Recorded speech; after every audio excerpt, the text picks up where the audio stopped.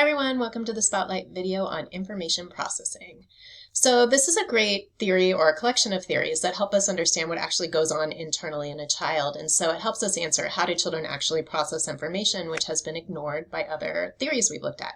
For instance, behaviorism ignores thinking in general, just focuses on a child's environment, what is around them. Piaget is really vague about how children move from one stage to the next. And Vygotsky does not explain how children actually internalize the knowledge and skills in the zone of proximal development when learning moves from interpersonal to intrapersonal.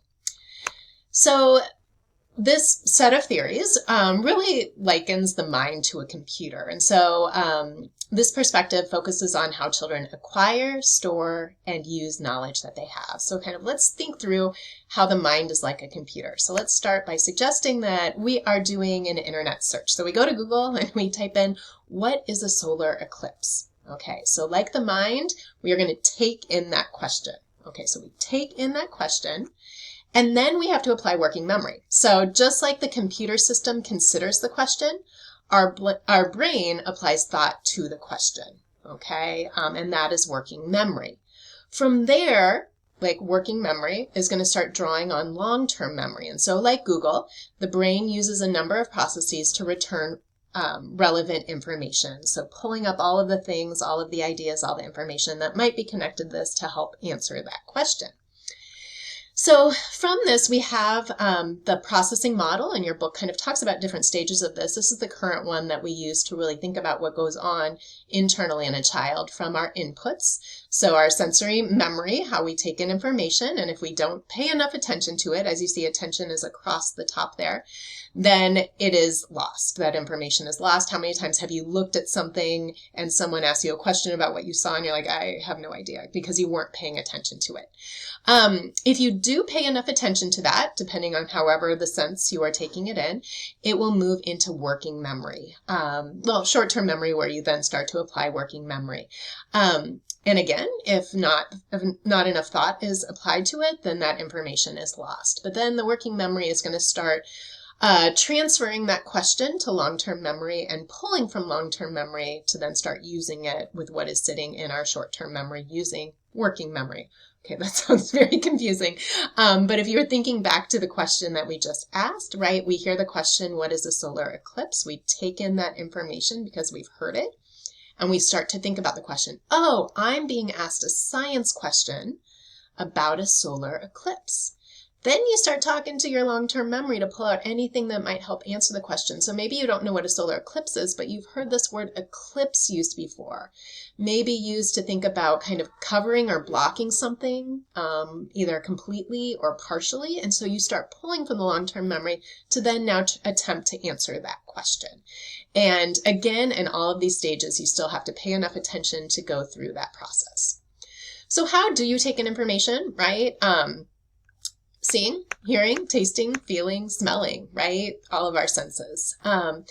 But what actually is registered and what is lost? Let's think about that, because we're taking in all these senses all the time, but a lot of times we're not paying attention to it. So what do we actually pay attention to? Well, if you think about walking into an environment, even though we're smelling all day long, there are things that will catch your attention. So you walk into a room, maybe something smells really good, or someone's wearing a strong perfume that you're not used to, right? You're like, oh, I smell something. Or you walk into a room, maybe after recess, you're like, oh, I smell something not so great, right? And it's pulling your attention. And why do we pay attention to some of these sensory registers? One, it is new, so maybe it's different from something we have seen or used or heard in the past. It is relevant to something you are actively processing or being asked to process, or it has emotional importance. Okay, so let's think about that in a school environment. Something that's new, like, oh, today, instead of doing some seat work, we're going to do a fishbowl, where half of you get into a circle, the other half listen, and then we're going to flip it. Oh, this is new. You have my attention now. What are we doing? It's relevant to something you are actively processing. So maybe you're reading through something, you're like, I want everyone to pause right now. Let's focus on this line here. Okay? You're going to draw in the attention. Or it has emotional importance. I need you to pick a topic that is somewhat controversial. Okay. And now emotions get into it and you're like, okay, you have my attention. What do I need to research? What do I need to pull together? How are my emotions part of it? So those are the types of things. Anytime you feel like you're losing Your students, think about it. Can I present it somehow in a new way or do something that might catch their attention? How can I ask them to actively process this? And how can I make this somehow emotional where it looks at their interests, that it might heighten their kind of joy, it might tap into disgust, right? All those ways that you can elicit an emotional response. We also have to think about cognitive load. So cognitive load is the amount of demand placed on a student's working memory. We only have a finite amount, really, that we can process at any given time. So that can impact how well a student learns and retains information. I love this image here where it says, my brain has too many tabs open, right? Have you ever been there where it's just too much stimuli, too much cognitive load, and then you just kind of shut down? You have to either push stuff away or you kind of lose your ability to process what's going on altogether. And so we have to think about that for students, and we have to think about your age level that you're with and how can you reduce cognitive load so that they can process what they need to process. Focus on what is relevant, thinking about different age levels and even neurodiversity, how much is appropriate for any given student. This kind of makes me laugh. This was a birthday invitation I had used for my daughter when, I can't remember if she was, I guess she was around the age of 3 there.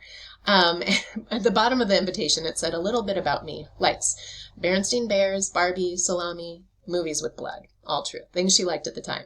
Dislikes: listening, following directions, vegetables, and mornings. Okay, and I want us to focus here on the listening and following directions, right? Because if you think about a child who's 3, a lot of times we start saying a lot of information or we give a bunch of steps to direction without providing kind of cognitive supports. And what do we get there? A cognitive overload, right? And so that's why when you think about young children, yeah, I mean, a lot of the times in the classroom, it's like, I'm not listening or following directions because I turned things off when you told me list number 3 of what I'm supposed to be doing, right? Whereas with older kids, what listening and following directions, your expectations for them will change over time based on how they take on that information and apply a thought to it. So let's think about working memory and how it might improve over time. Let's do a little activity. I'm going to say a list of 15 single-digit numbers, just in order. Do not write these down. And I want to see how many of them you can remember. Okay, so the list is 4, 7, 8, 9, 8, 5, 7, 5, 8, 5, 1, 5, 7, 2, 0.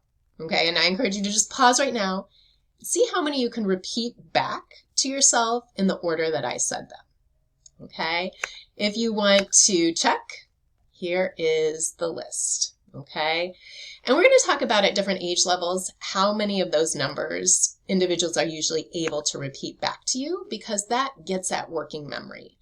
And this is what we found in research, that around the age of 2, they can probably say back those first 2 ones, 4, 7, right? But if you look at the ages of like 10, 11, 12, they might be able to repeat back 6, 7, and as adults, maybe we can get up even closer to 8.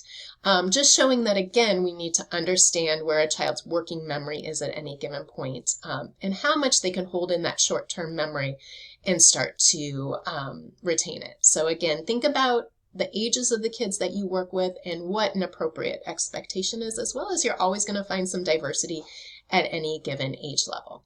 Some strategies that they suggest can really help with this, especially for students who are struggling with working memory, to listen, say it, and write it down. So let's pretend that we are working on the task is they have to be looking at patterns of numbers to figure out the pattern. So as I'm giving directions, I'm going to say, okay, we are going to be looking for patterns in a list of numbers. Okay, so at first I've just asked them to listen, but now I want them to say it. Can someone repeat back to me what we're going to do? And the student will repeat it back. Then we're going to write it down. Maybe we'll write somewhere we'll go. We're going to look for patterns. Okay, next. First, you're going to read through the full list of numbers. So now I've asked students to listen. Now I want somebody to say it. Hey, can somebody tell me what our first step is? Okay, and then we're going to write it down. Okay, then you're going to read the list. Then I'm going to say next you will chunk the numbers to see if a pattern exists. So maybe start with just the first 3. See if you can start to see a pattern. Student will repeat it back to me, and then we write it down. So listen, say it, write it down to then complete this task is one strategy that can help with working memory. The other thing is to think about when you're throwing information out at a student or you're asking them to pull information in through their sensory registers, think about the brain as Velcro. Give them something think about something that you can get it to stick to, okay? Think of it as Velcro. Do children have a spot to stick that information? So even starting something with, remember when we talked about, because already you're priming that Velcro spot to then throw in that new information. Or maybe you're going to show them a visual. Or maybe you're going to ask them to remind you. Or maybe have a student make that connection. But give them that Velcro so when you throw out that information, it's able to stick somewhere. So students who struggle with working memory, what are some of the things you can do? As I just said, the listen, say it, write it down. A lot of times using external storage, not expecting that students are able to hold all of that in their short-term memory as they apply information, and really observing students and see what works with them to create some strategies that will help them with working memory. We also know for selective attention, this is where children focus on task-relevant information. This improves over time. So if you work with younger children, you know that children tend to focus equally on relevant and irrelevant information. So if you're even asking them, okay, we just read this short story. What was it about?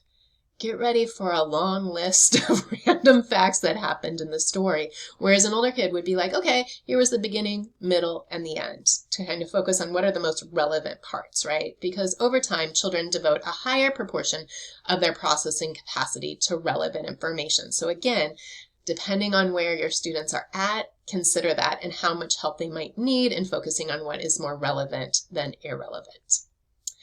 Definitely for research projects, think about how much scaffolding you might need to put into place to help them focus their attention, or even taking notes if they're doing reading, like how do you help them focus their attention?